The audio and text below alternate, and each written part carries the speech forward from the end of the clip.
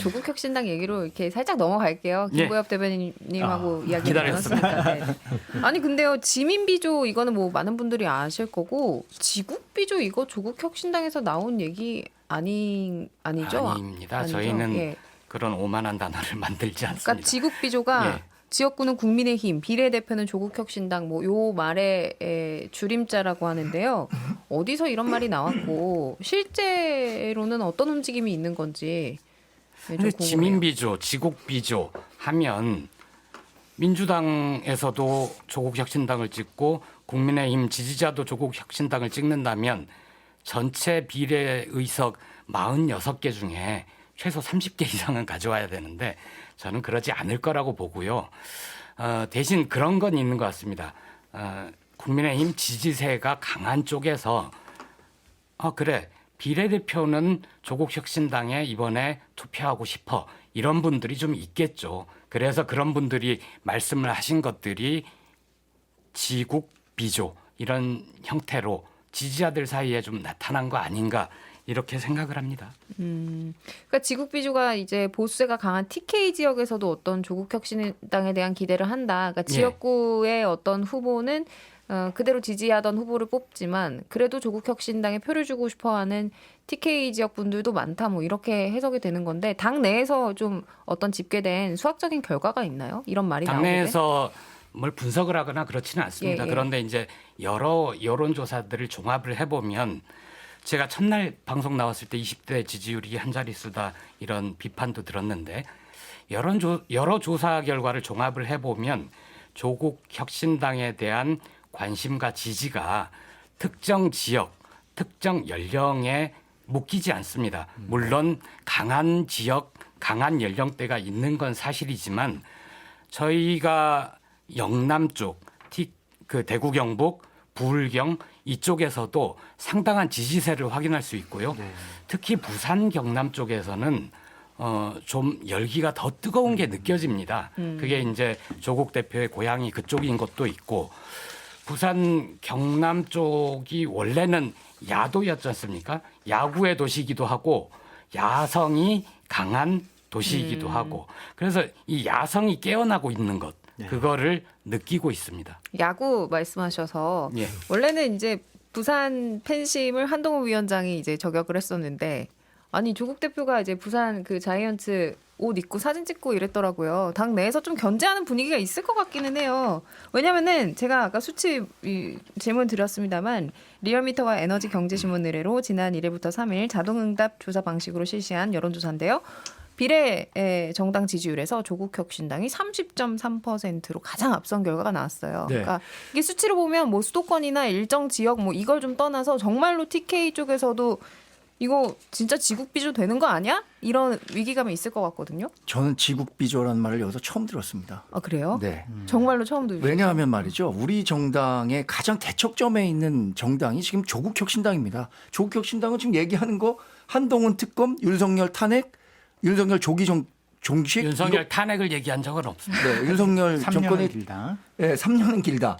이 탄핵과는 좀 다른 건가요? 조금 다르다고 저번 여하튼 방송에서 가장 대척점에 있는 말씀하셔서. 건데 예를 들어서 그 지역구 후보는 국민의힘의 후보를 뽑지만 비례대표는 예를 들어서 뭐 자유통일당이라든가 뭐 이런 거에 찍을 수는 충분히 있다고 봅니다. 약간 이제 비슷한 색깔의 보수세를 보이는. 그런데 그게 조국혁신당으로 간다는 뭐 상정은 전혀 해본 적이 없고 그런데 왜 30% 가까운 그러면 그 조국혁신당 지지율이 나오느냐? 이것은 우리 정당이 아무리 TK에서 인기가 많다고 하더라도 대략 60% 내외의 당 지지율을 보인다고 하면 40% 정도는 민주당이든 다른 무당층이란 말이에요. 이 사람들이 이 조국혁신당을 뽑는 거지 국민의힘 지지자가 조국혁신당을 뽑는다는 건 정말 상상하기 어려운 조합이라고 생각합니다. 아니 이럴 수 있잖아요. 한동훈 위원장은 응원해주고 싶어. 하지만 윤석열 정권은 심판하고 싶어. 네. 뭐 이럴 수 있잖아요. 뭐 그런 정서는 충분히 있을 수 있다고 생각하는데 이 정도의 대척점은 아니라는 거죠. 한동훈과 윤석열과 그리고 윤석열과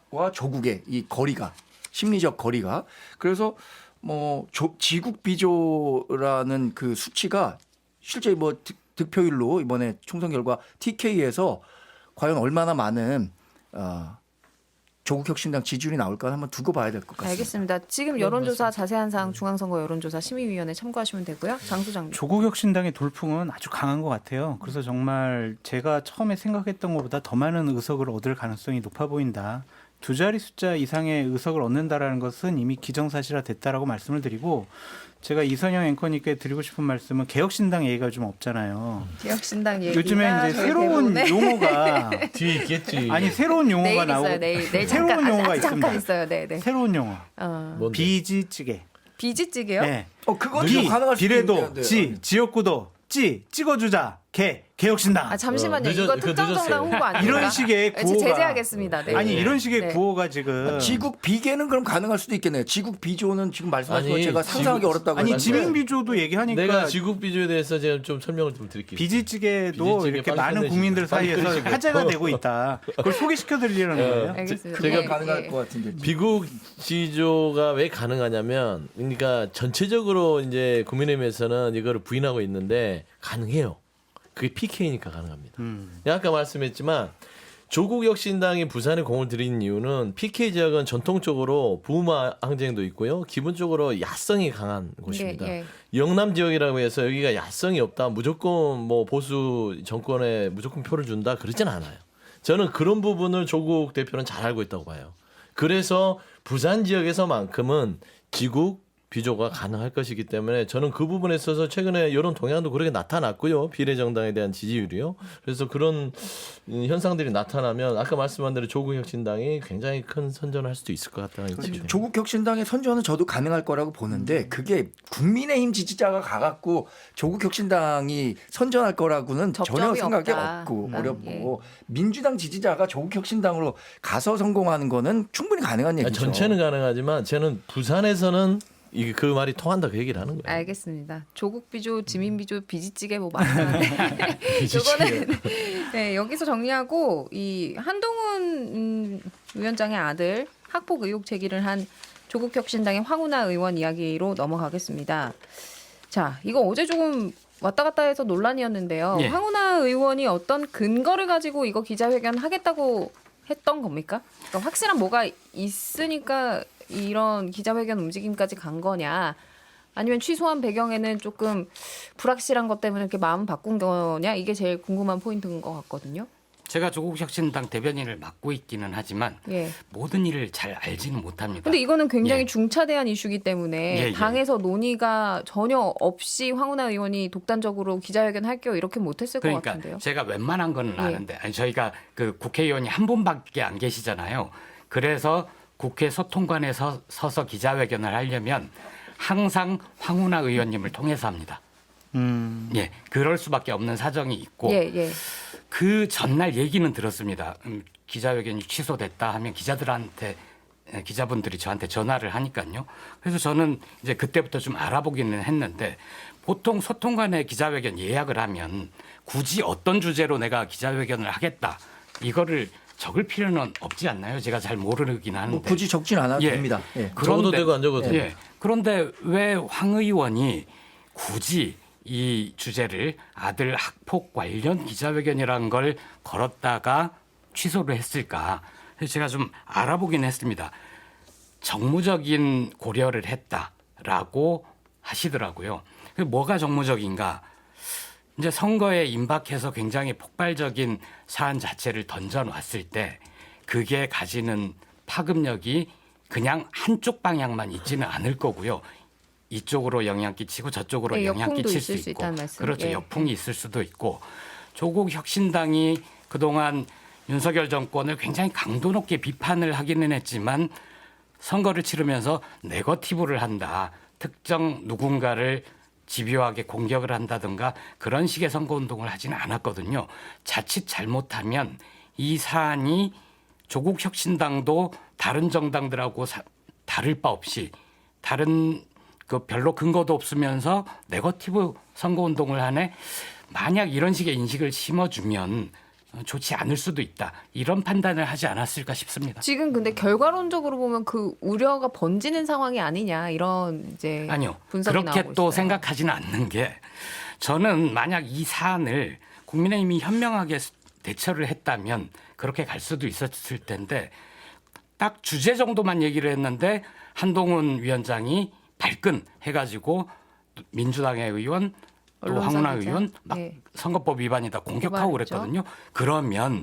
그러면 이제 이 사안이 수면 위로 떠올라서 그 일과 관련이 있는 거냐 없는 거냐 이런 질문들이 막 들어갈 겁니다. 관심이 높아질 겁니다.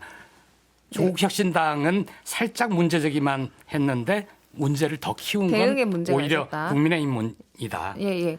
지금 뭐 홍대변- 정무적 판단에서 아니. 취소를 했다고 하는데 정 사실이 대변인님. 있다면 사실 있는 그대로를 얘기하는 게 우리 국민에 대한 도리 아닌가요? 정치적 유불리에 의해서 이거 판단하고 취소하고 기자회견을 하려다가 취소하고 이게 말이 되나요? 아니요, 정무적 판단이 정치적 유불리가 아니라 저희 지금 예. 이제 정강재 대변인 네. 말씀 우리 중이시니까요. 뭐 예. 정치 공작이라고 뭐 강력하게 반발한 이유는 과거에도 대형 선거를 앞두고 이런 논란들이 있었습니다. 가짜 뉴스를 생성해서 표심을 왜곡하는 경우, 예를 들어서 지난 대선 때 신앙림 김만배 녹취록 그거 위조했다고 다 지금 조사 많이 하고 있는 거 아닙니까?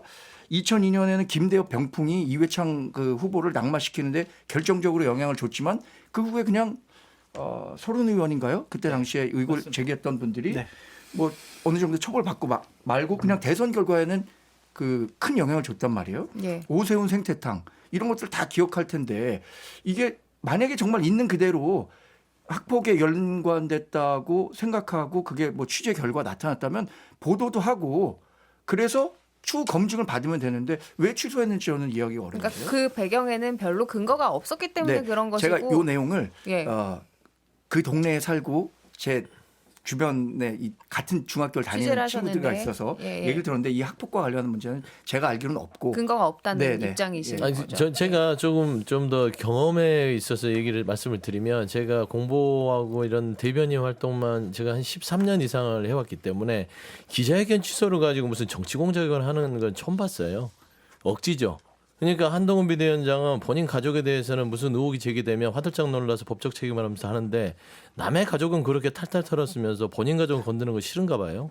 그다음에 두 번째 말씀드리는 거는 그 내용에 대해서 학폭 논란 의혹을 하는데 솔직히 말하면 한홍훈 의원 자체가 워낙 한동훈 비대위원장이 고소고발을 남발하니까 어떤 부분에 있어서 법적 처벌까지 가지 않을 정도의 근거를 좀 확보하고 의혹을 제기하자라는 판단을 했을 수도 있다고 봅니다. 저 언론 반론 드릴게요. 저는 그거 취소했다고 해서 그걸 하는 게 아니라 그 내용이 있지도 않은 사실을 여론을 호도해서 이번 선거에 영향을 미치겠다고 판단했기 때문에 이렇게 반론을 한 거죠.